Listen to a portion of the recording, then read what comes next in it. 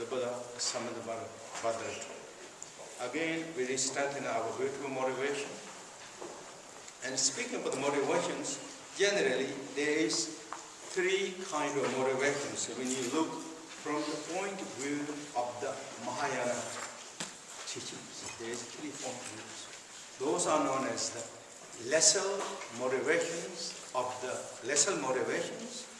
mediocre motivations, and then very higher motivations.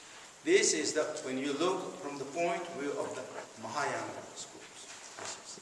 What is the lesser motivations? It's regular sentient beings, basically, but also connected to the spiritual, to the Dharma. And there is some certain purpose. That is a great master generally. As Buddha told, and great master Atisha highlighted that, and as well as then great master Tsongkhapa and others are also highlighted that. And this is again, from the point of view of the Mahayana, there is this first one is then regular motivations that many sentient beings, or we all have that many motivations. And that also very connected to the Dharma. And in the teaching said, there is some individuals, they do practice Dharma, but thinking of the small range of the view. The vision is small. Range of the vision is quite small, just thinking merely of these lifetimes. Or if they believe next life, they like thinking of such as heaven, or something kind of higher stages that I would like to do this practice, do these things to become comfortable, beautiful life in this life, and believing then also in the future go to the heavens or the God's realms, such as, or in the beautiful back to the human beings, human realms, be good. Just thinking of those and practice Dharma. And that also mainly connected with the very casually, very ordinary way, as at worldly concerns. Something that we like and something we don't like, those are known as worldly concerns. And many of you already heard and know that. This is mundane, just a very average, decent average attitude, and their wish and their thinking is generally wonderful, it's beautiful. That very will be the foundation of in the teaching, in the Mahayana teaching. It will be stepping stone to go over and higher and then go beyond. So those are known as the first motivation of the first motivation or small motivations of the individuals. And in the teaching said, Jiva Chuma. In a way, small, localized vision, localized range of the view there. And then the second motivation is known as the mediocre motivations of the individuals. That directly deals with the practitioners. Again, in the Buddha's teaching, such as in the Mahayana point of view, those are known as the Hinayana practitioners. And thinking of that, like to be free from the sufferings of the samsara. Not just thinking to go to the God's realms or back to the human's realm, but like to out of the samsara, and thinking of a little more wider range than the first vision of the individual. More think that I like to go out of this mess and out of these places. It is not good, it's not comfortable, it's disgusting, been bothering me life after life, and this life also too is bothering me.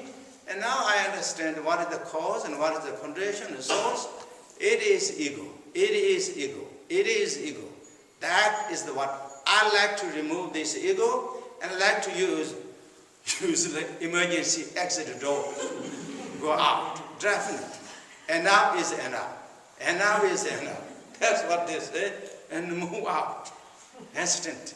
That range is in the teaching, according, as I said many times, according to Mahayana point of view, that is mediocre intention.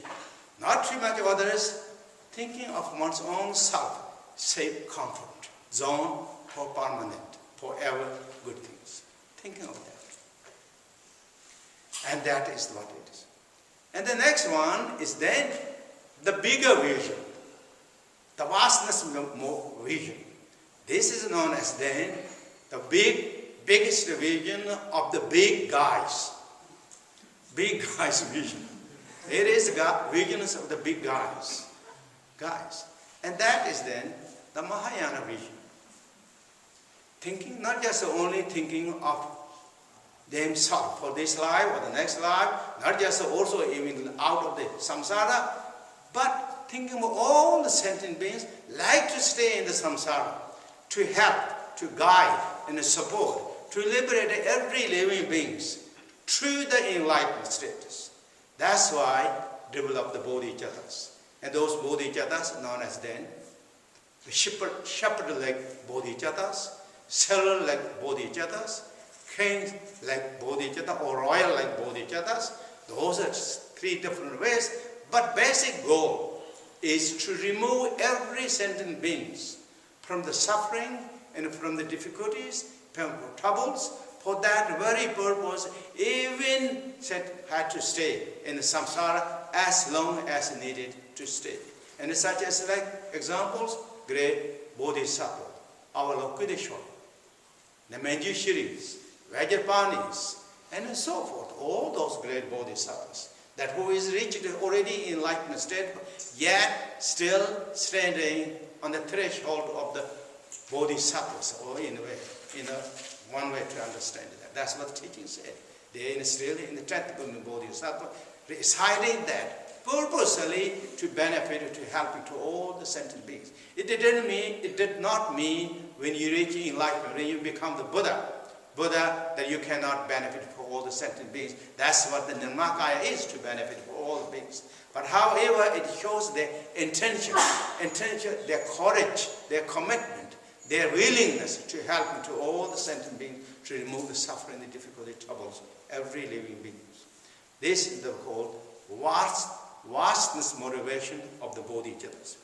Among that three motivations, this is the Mahayana teaching, and we are the follower of the Mahayana practitioners. Therefore, then always great master Khenpo Tsewang Rinpoche, all the lineage masters, those practice lineage masters, said, re-strengthen our motivation.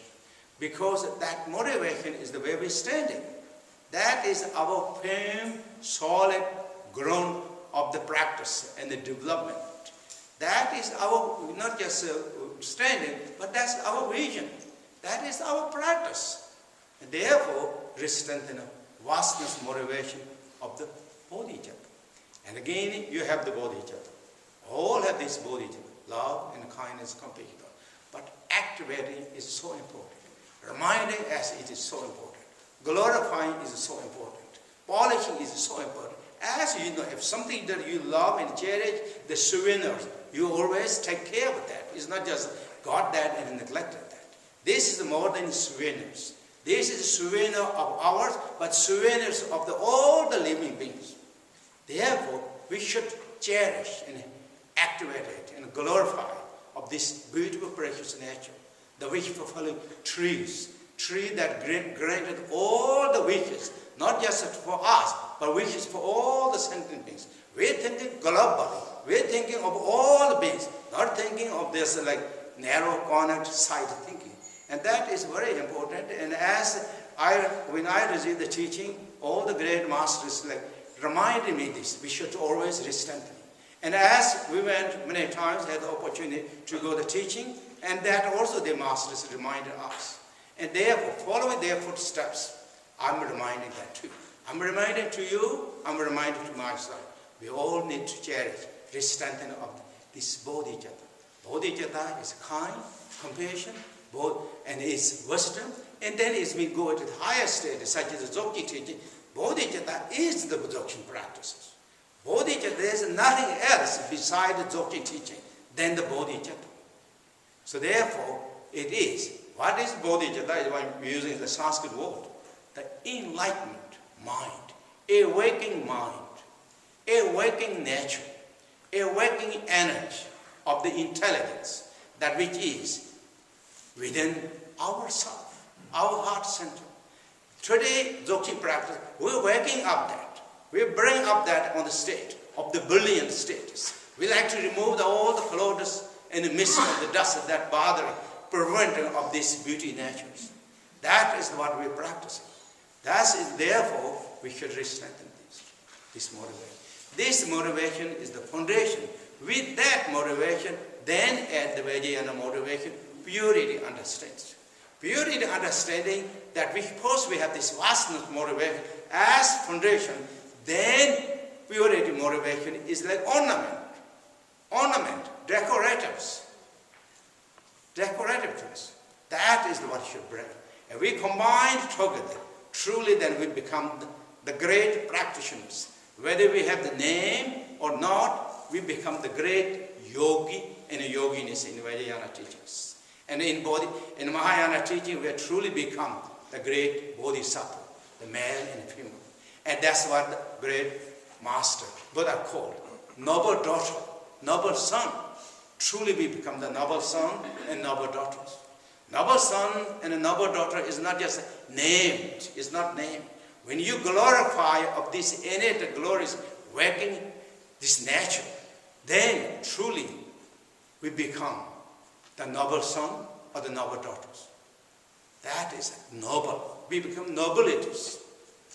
The pure, the holy. This is holy. This is divine. The Bodhichitta is. And that's what is so important. And we do it with those understanding, and then we move to the teaching.